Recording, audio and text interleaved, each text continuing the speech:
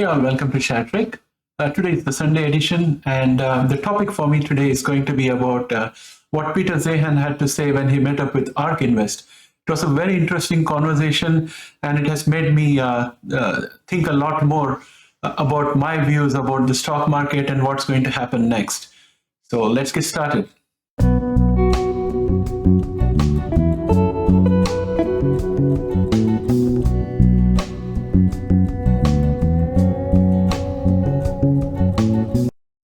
Came across this Ark Invest video. I think it was not released. It wasn't released yesterday or something. It has been released quite a while ago, maybe a couple of weeks ago, if I'm not mistaken.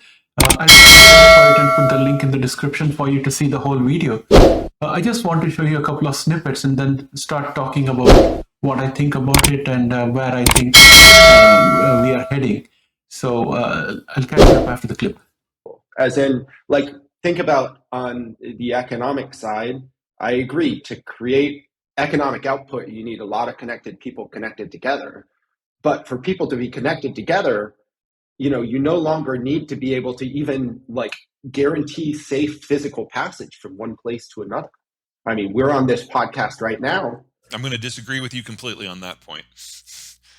Well, I mean, technology is at the top of the pyramid.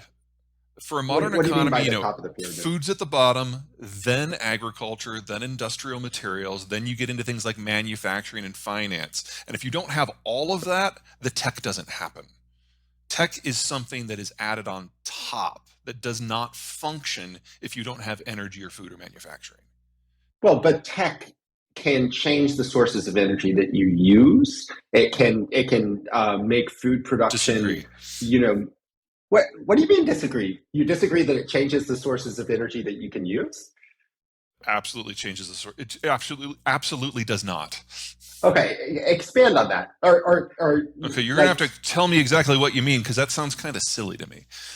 Well, so you need energy as an input into your economy, right? And the primary source of input has been fossil fuels, liquid fuels for a long time. If there were a counterfactual history where nuclear power development wasn't totally derailed, then the entire energy mix feeding the economy would be transformationally different from where it is today.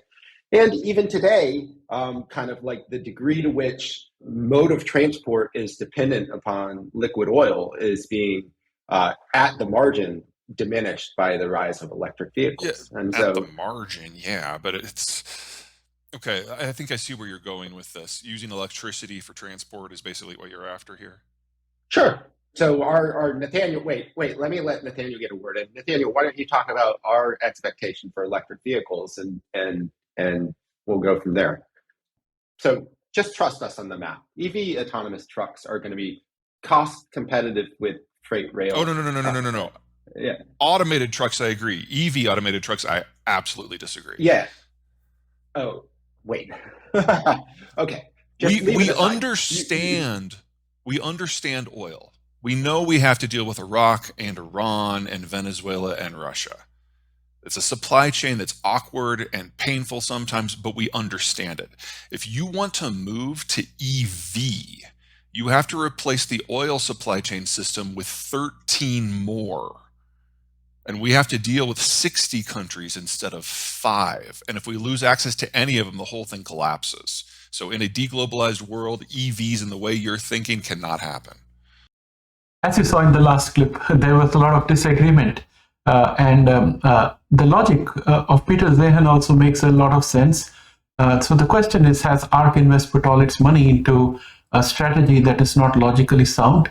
I don't think so. So I started thinking about this whole thing.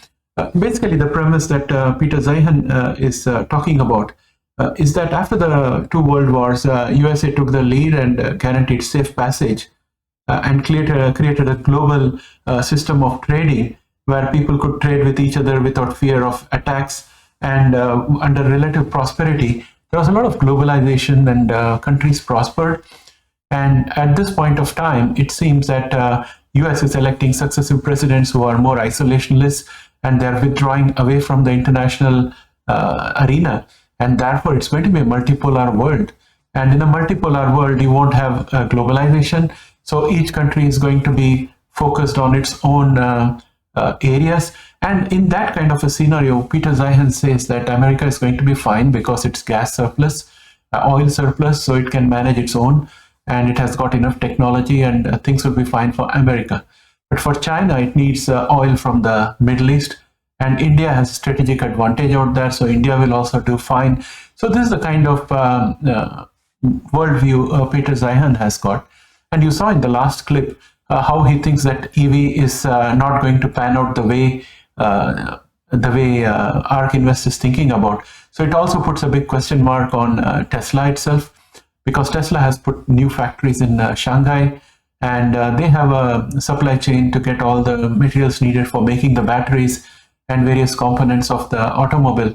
And so that got me thinking, what is it going to be looking like? So in case, let us say we get into a multipolar world, and US gets into its own boundaries and starts to just trade within North America and has a very small area of influence.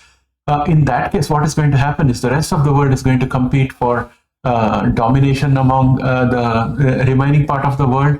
So there's likely to be arms race, and there's likely to be a lot of geopolitical developments which are going to look a bit menacing, and part of it has already started. So those of you who are keeping track of what is happening globally, you would know that China is signed up for a kind of naval base in Maldives, if I'm not mistaken, recently, and Australia was very upset about it. And they are supposed to be building some naval base around Myanmar. That's what I read recently. It may or may not be true. And the US has enabled the creation of Quad group alignment with Japan, Australia, India, and that group is supposed to be a counterbalance for China. So all these movements are happening along the side, and we have the EU declaring an oil embargo on Russia. So it's very difficult for Russia to sell oil and gas to somebody else, bypassing Europe. And if Europe becomes independent, that's a big if. If Europe becomes independent of Russian oil and gas, then Europe can do pretty well, because they have the economic and technological power, and they have a good location. So they should do well. But it all depends on when the Russia-Ukraine war ends. If the Russia-Ukraine war does not end before winter, and if the Europeans are able to source oil and gas from alternate sources before winter, then I think Russia is going to have a really tough time. So Russia has got very little time in which it can act. Unfortunately for the European Union, there has been a fire in the gas plant in the US, and I believe the plant is going to be shut down for 6 months, and it will gradually open. So that's not working very well in favor of Europe. But I think in the meantime, while the gas plant is coming back online, infrastructure can be put in place to transport it across to Europe. And those activities probably could happen in parallel, so that Europe still can survive the winter and be assured of some kind of oil and gas supply at that point of time. So with that said, it seems to me that if US were to become isolated, then US is going to have a smaller market, and also the demographics is not in favor. So when demographics is not in favor, what's going to happen is there will be more emphasis on automation. And when the automation emphasis goes up, Tesla's robot can also do a good job. There'll be other robotic companies which will automate all the manufacturing. We already have automation of checkouts in grocery and in drug stores and many places.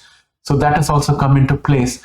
And when these things happen, production is going to become very, very cheap. Productivity is going to become very high. Quality of the products will be very high and consistent. And all these things is going to lead to a lot of unemployment, because now you don't need people to do the work. And therefore, there is likely to be a next population boom coming up. And also, I think the government will shift its finance mechanism, and instead of taxing and then using the money, government might have to probably tax these corporations, maybe a robot tax or something like that, and use that money to pay people basic minimum income, so that even without a job they can survive. So there is going to be some changes coming up, and how soon is that going to happen? I don't know, maybe another 30 years probably. We also have this environmental issue that is coming up.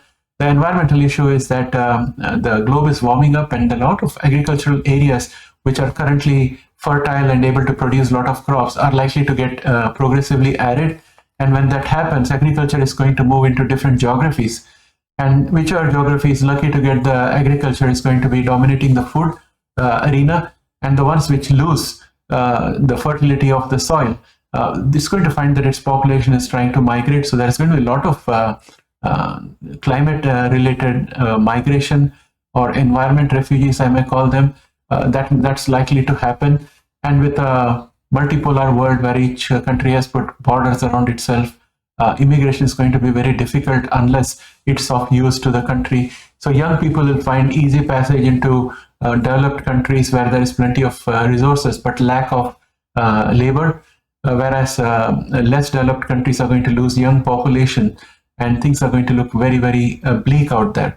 So this is the overall outlook. Now, in between all these things, where does genomics figure in? That's what we would ask as being members of the genomics community.